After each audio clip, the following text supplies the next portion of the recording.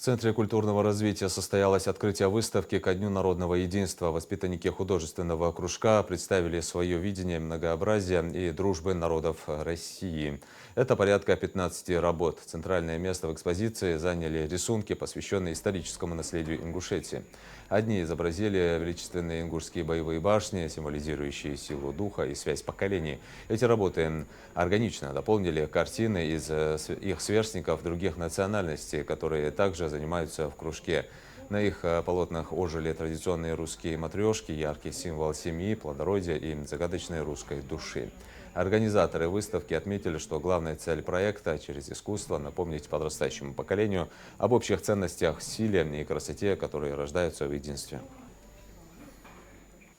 Мы еще на занятиях, пока мы готовились к выставке, обсуждали культуру, ценности других народов, их обычаи. Это важно, чтобы дети в будущем были более толерантны и дружелюбны к другим народам России, потому что многие из них у нас проживают в Магасе, дети учатся с ними в одном классе, им бывает очень интересно узнать о вот таких вот традициях